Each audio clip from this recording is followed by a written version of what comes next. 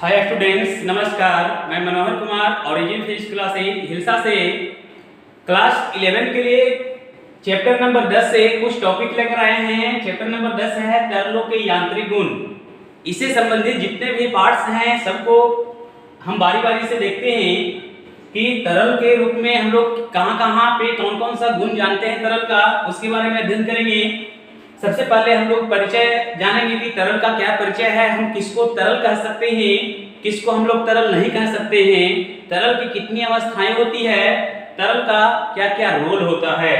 तो सबसे पहले आपको यहाँ पे दिया हुआ है परिचय में कि तरल से तात्पर्य है, यानी तरल का मतलब क्या होता है, किसको हम तरल कह सकते हैं, किसको हम तरल नहीं कह सकते हैं। तो तरल से तात्पर्य है द्रव का वह गुण जिसमें बहने का गुण हो, यानी किसी भी द्रव का वह गुण जो बह सके, द्रव का वह गुण जो बह सके।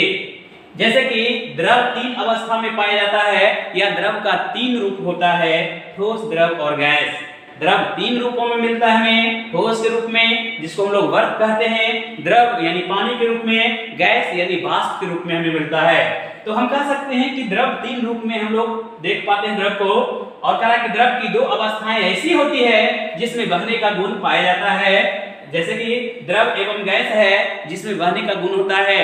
अगर एक गिलास पानी को आप कहीं पे गिरा दीजिएगा तो वह नीचे की ओर प्रवाहित होना शुरू हो जाएगा। तो पानी के प्रवाह को ही हम लोग क्या कहते हैं, बहना कहते हैं। जैसे कि नदी में पानी बहता है ना, नदी में पानी बहता है, नाले में पानी बहता है, बारिश का पानी बहता है, तो कह सकते हैं कि द्रव में बहने का गुण है।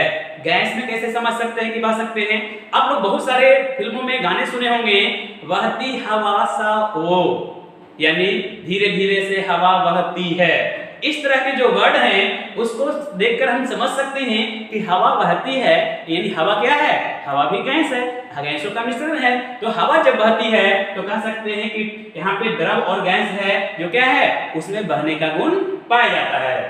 तो चलिए आगे देखते हैं कि द्रव है और गैस है जिसमें बहने का गुण पाया जाता है, ठोस में बहने का गुण नहीं पाया जाता है। अगर किसी टुकड़े को, बर्फ के टुकड़े को हम गिरा दें तो वह नहीं बहेगा, किसी पत्थर के टुकड़े को गिरा दें तो वैसे का वैसे ही रहेगा, यानी उसमें बहने का गुण नहीं है। लेकिन जैसे ही हम लोग पानी को गिरा देते हैं बहने लगता है, जैसे ही हम लोग लाइटर से या लाइटर को तोड़ते हैं तो उससे जो गैस निकलती है वह बहने लगती है। जैसे कहते हैं ना कि हवा, यानी कमरे में हवा बह रही है या कमरे में हवा आ रही है, यानी जब तेज आंधी चलता है तो कहते हैं ना कि हवा बह रही है। तो उसी प्रकार से आगे देखते हैं कि विरूपक बल के सूक्ष्म मान से ही द्रव तथा गैसों के मान में परिवर्तित किया जा सकता है। यानी इसका मतलब यह हुआ विरूपक बल किसको कहते हैं, तो विरूपक बल इसके पहले वाले चैप्टर में पढ़े होंगे कि वैसा बल जो किसी वस्तु के आकार में परिवर्तन कर दे, वैसा बल जो किसी पृष्ठ पर लगकर उसके रूप में परिवर्तन कर दे, वैसा बल जो किसी वस्तु के आकार में परिवर्तन कर दे, रूप में परिवर्तन कर दे। जैसे कि गीली मिट्टी को हम लोग हाथ से मारते हैं तो वह परिवर्तित हो जाता है, किस बल के कारण, विरूपक बल के कारण। विरूपक बल के कारण हम किसी टीन वाले यानी किसी चदरे को हम लोग दबा पाते हैं, विरूपक बल के कारण हम किसी भी वस्तु को रूप में परिवर्तन कर सकते हैं। विरूपक बल लगाकर हम लोग क्या करते हैं, कपड़े को हम लोग कपड़े से पानी निकालते हैं। विरूपक बल के कारण हम लोग क्या करते हैं, तो दीवार लगाते हैं। विरूपक बल के कारण क्या करते हैं, हम लोग किसी भी, मान लेते हैं बालू का ढेर है, उसमें हम लोग क्या करते हैं, हाथ से मारकर छिद्र करते हैं या उंगली डालकर छिद्र कर देते हैं। इस तरह से कह सकते हैं विरूपक बल के सूक्ष्म मान से ही द्रव तथा गैस में परिवर्तन किया जा सकता है। यानी कहने का अर्थ यह हुआ कि अगर किसी बैलून में पानी भरा हुआ है तो हम उसको हल्का सा भी दबाएंगे तो देखेंगे कि उसमें परिवर्तन होता है। उसी प्रकार से गुब्बारे में जो गैस होती है उसमें भी हम लोग परिवर्तन कर सकते हैं हल्की सी विरूपक बल को लगाकर। तो वही है कि विरूपक बल यानी सूक्ष्म रूप में, यानी विरूपक बल का सूक्ष्म मान उपयोग करते हुए, यानी छोटी सी विरूपक बल लगाकर क्या करते हैं, द्रव एवं गैस के मान में परिवर्तन कर सकते हैं। द्रव सामान्यतः संपीड़ होते हैं परंतु गैस की संपीड़ता काफी अधिक होती है द्रव की तुलना में। कह सकते हैं ना कि द्रव सामान्यतः संपीड़ होते हैं। संपीड़ का मतलब क्या होता है, पहले वाले चैप्टर में आपको बताया गया था कि संपीड़ का मतलब होता है छोटा करना और तनन का मतलब होता है लंबा करना। तो संपीड़ का मतलब छोटा करना, यानी कहने का अर्थ ये हो गया कि आपको मानी पानी यहाँ पे फैला हुआ है उस पानी को संपीड़ करके आप एक बर्तन में ला सकते हैं। बरसे के पानी या तालाब के पानी को आप संपीड़ करके छोटे से डैम में आप रख सकते हैं, यानी इस तरह से संपीड़ करना हो गया। उसी प्रकार से गैस की संपीड़ता काफी अधिक होती है। कहने का अर्थ हो गया कि एक कमरे में जितना भी हवा है उसको एक सिलेंडर में बंद कर सकते हैं, तो संपीड़ हुआ कि नहीं हुआ, यानी बड़े से एरिया को छोटे में करके समाहित कर देना, ये संपीड़ होता है। तो हम एक बार फिर से समझते हैं कि द्रव समानतः संपीड़ होते हैं, मतलब कि द्रव की मात्रा को हम छोटा, यानी मात्रा मतलब क्या हुआ, जो फैले हुए जो गुण हैं उसको हम लोग छोटा कर सकते हैं, परंतु गैस की संपीड़ता और भी काफी अधिक होती है। जैसे देखते हैं आप लोग, सेंट का जो बोतल होता है, शीशी होता है, एकदम छोटा सा होता है, लेकिन अगर उसको जैसे ही खोलते हैं पूरा कमरा महकने लगता है। यानी कहने का मतलब क्या हुआ कि पूरे कमरे में फैलने जितना गैस एक छोटे से शीशी में बंद हो जाती है, और वही गैस को हम फिर से बंद कर सकते हैं। तो कह सकते हैं ना कि गैस की संपीड़ता द्रव की तुलना में काफी अधिक होती है।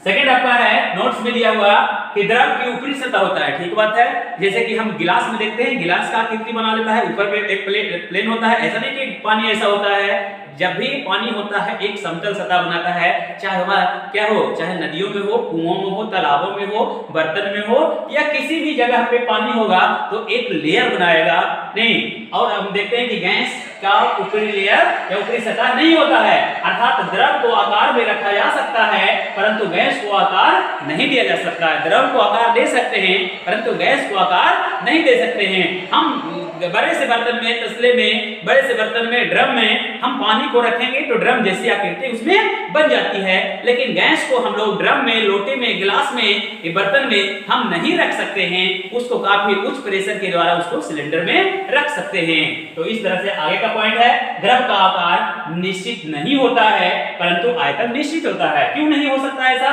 तो कह सकते हैं कि द्रव का आकार निश्चित नहीं होता है परंतु आयतन क्या होता है, निश्चित होता है। गैस का आकार और आयतन दोनों क्या होता है, अनिश्चित होता है, इसीलिए गैस को हम लोग बर्तन में नहीं रख पाते हैं। आगे है दाब, प्रेशर।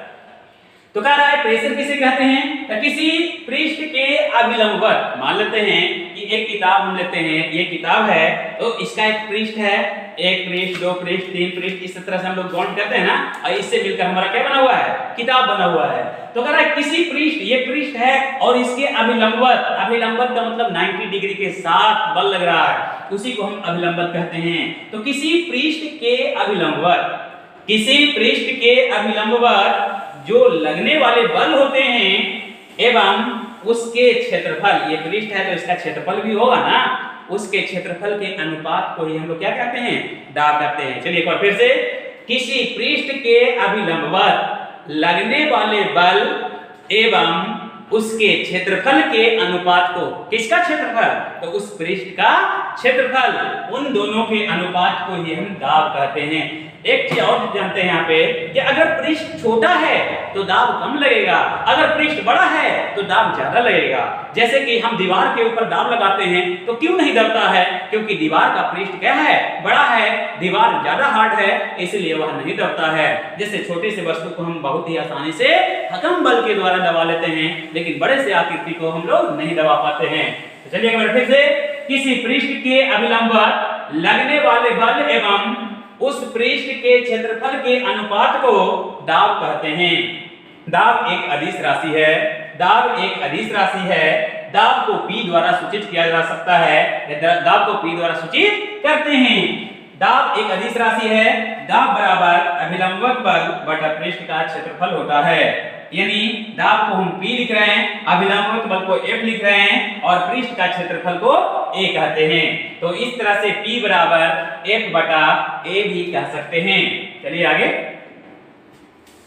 आगे है दाब का ऐसा ही मात्रक, दाब का ऐसा ही मात्रक। तो फॉर्मूला लिखते हैं P बराबर F बटा A। अब क्या होगा, F बराबर बल का मात्रक क्या होता है, न्यूटन होता है, और क्षेत्रफल का मीटर स्क्वायर होता है, तो न्यूटन प्रति मीटर स्क्वायर हो जाएगा मात्रक। इस प्रकार से ब्लेज पास्कल नामक वैज्ञानिक के जमाने में दाब का मात्रक पास्कल भी होता है, या हम बोल सकते हैं दाब का ऐसे मात्रक पास्कल भी होता है, क्योंकि दाब से संबंधित जो भी चीज बताई गई थी पास्कल नामक वैज्ञानिक के द्वारा ही बताई गई थी। एक एटीएम बराबर कितना मान होता है? तो एक एटीएम बराबर 1.0131 गुने 10 के पावर 5 न्यूटन प्रति मीटर स्क्वायर होता है। इसको हम शॉर्ट में 10 के पावर 5 न्यूटन प्रति मीटर स्क्वायर लगभग बोल सकते हैं। तो एक एटीएम बराबर हम 10 के पावर 5 न्यूटन प्रति मीटर स्क्वायर कह सकते हैं।